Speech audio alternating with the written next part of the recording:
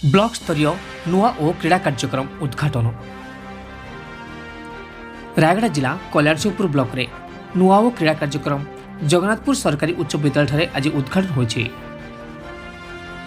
ଏହି କ୍ରୀଡ଼ା କାର୍ଯ୍ୟକ୍ରମରେ ମୁଖ୍ୟ ଅତିଥି ଭାବେ ଅନୁସୂଚିତ ଜନଜାତି ଜାତି ସଂଖ୍ୟାଲଘୁ ପଛୁଆ ବର୍ଗ କଲ୍ୟାଣ ମନ୍ତ୍ରୀ ଶ୍ରୀଯୁକ୍ତ ଜଗନ୍ନାଥ ସରକାର ଯୋଗଦାନ ଦେଇଥିଲା ବେଳେ ସମ୍ମାନୀୟ ଅତିଥି ଭାବେ ଜିଲ୍ଲା ପରିଷଦ ବି ଭରାପ୍ରସାଦ ରାଓ, ଉପାଧ୍ୟକ୍ଷ ଡମ୍ବୁରୁ କଜକା, ସ୍ୱତନ୍ତ୍ର ଆଦିବାସୀ ଉନ୍ନୟନ ପରିଷଦ ଉପସଭାପତି ବନମାଳୀ କାଡ୍ରାକା, ଲ୍ୟାମ୍ପ ସଭାପତି ଶଙ୍କର ହୋଇକା, ଗୋଷ୍ଠୀ ଉନ୍ନୟନ ଅଧିକାରୀ ରାଜୀବ ଦାସ, ଏହି ସବିଶେଷ ନାୟକ, ଜଗନ୍ନାଥପୁର ସରକାରୀ ଉଚ୍ଚ ବିଦ୍ୟାଳୟ ପ୍ରଧାନ ଶିକ୍ଷୟିତ୍ରୀ କଳ୍ପନା ସୁନାନୀ, ବ୍ଲକ ସମ୍ପ୍ରସାରଣ ଅଧିକାରୀ ଚନ୍ଦନ ଦାସ बंगारी एवं सुनाखंडी ग्राम पंचायत सरपंच संजय निष्का समेत ब्लॉक विभिन्न पंचायत सरपंच समिति मैंने मंचासीन होते।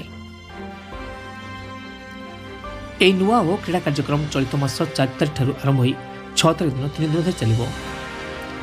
यह क्रीड़ा उत्सव में क्रिकेट 7टी दल, खोखो 3टी दल, कबाडी 4टी दल, भलीबल 5टी दल भाग लेथिबार सूचना मिली। ब्लॉक स्तर में जो दल विजय हासिल कर दल जिला स्तर में खेल जमापड़ी।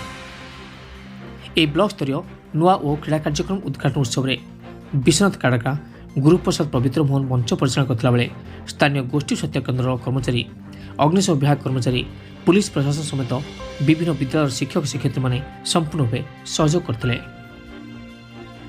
Rayagada Kalyansinghpur Arvind Pattnaik report, OTN TV.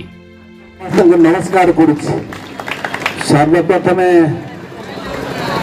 नूतन वर्षर हार्दिक शुभेच्छा अभिनंदन जनाऊँगी एवं महाप्रभु जगन्नाथ अपार करुणारू नववर्ष आपण मान सुख शांति समृद्धि वर्ष हो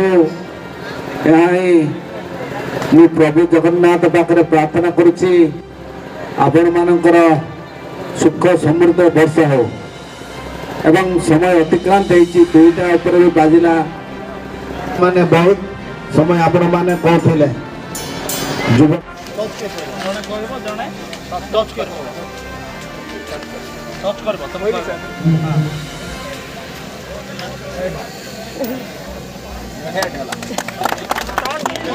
उद्घाटन हम